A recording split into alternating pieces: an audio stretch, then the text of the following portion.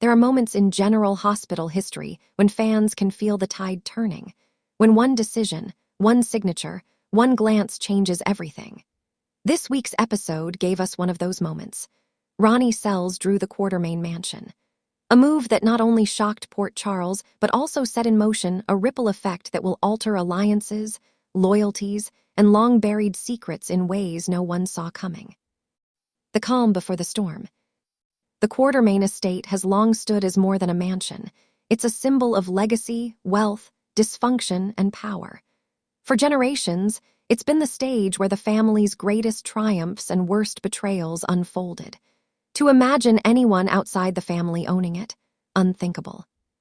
Yet, as the episode opened, Ronnie stood before those iconic iron gates, papers in hand, his eyes reflecting something between triumph and regret.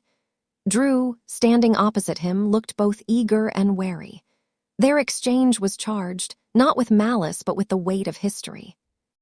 "Are you sure you want to do this?" Drew asked, his voice low but steady. Ronnie smirked.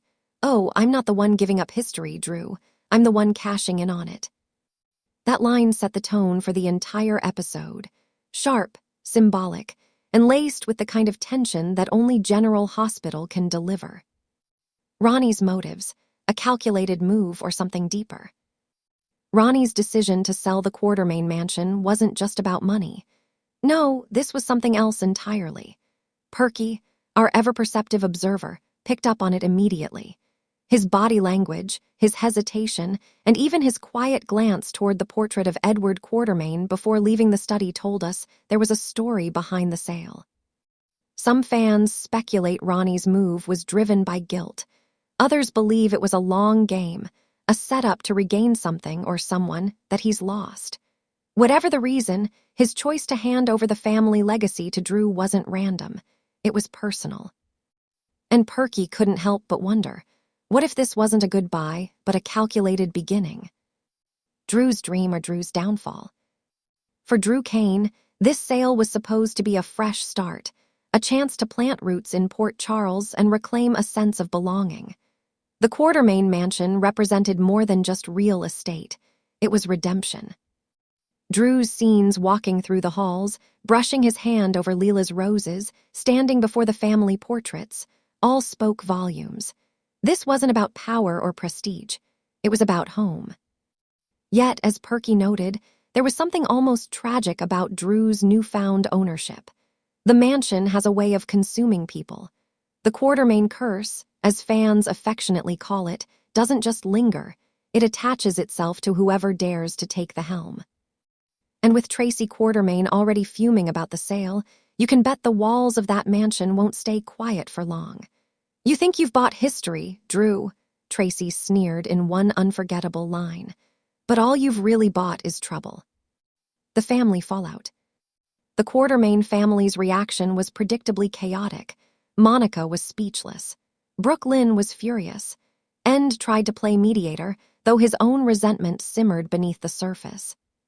But it was Tracy's meltdown that stole the show. Her confrontation with Ronnie in the drawing room was pure General Hospital gold, sharp dialogue, decades of family tension, and that classic Quartermaine bite.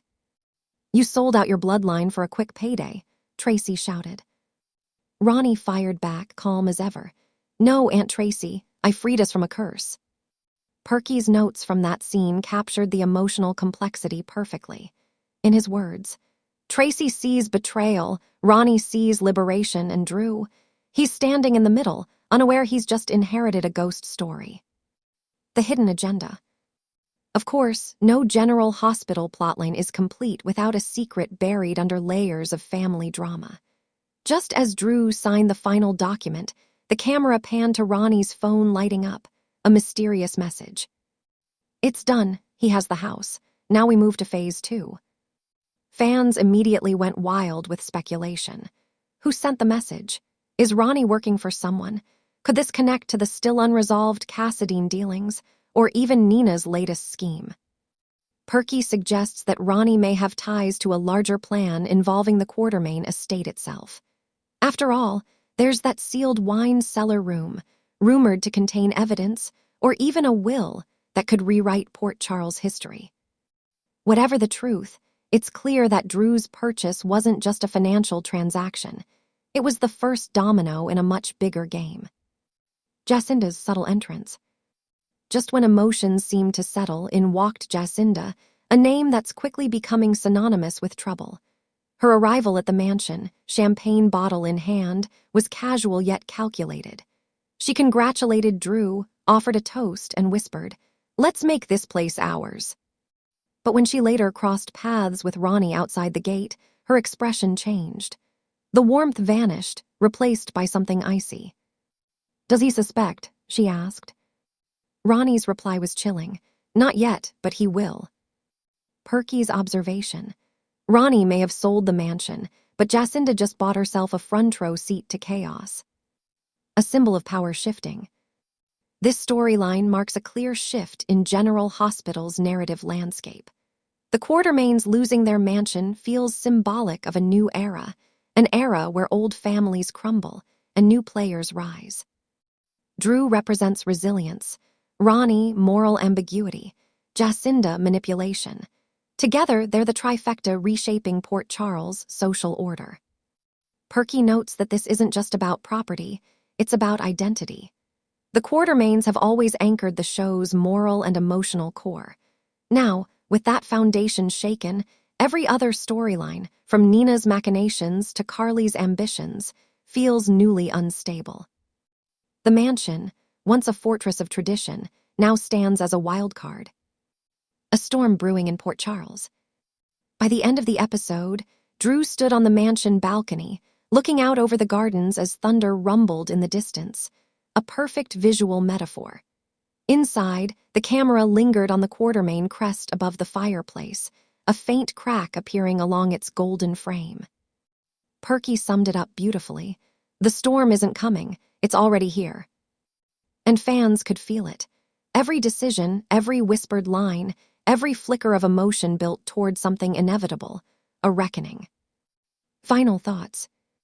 General Hospital has always excelled at using legacy and emotion as twin engines for drama, and this storyline delivers both in spades. Ronnie selling Drew the Quartermaine mansion isn't just a plot twist, it's a statement. The past is no longer sacred. The future belongs to those bold or reckless enough to claim it. As Perky closed his column, Ronnie walked away with cash, Drew walked in with hope, and the Quartermaines watched their empire slip away. But in Port Charles, nothing stays buried, especially not the truth. The sale may be complete, but the story is just beginning. And if Perky's observations are right, the Quartermaine mansion's next chapter might be its most explosive yet.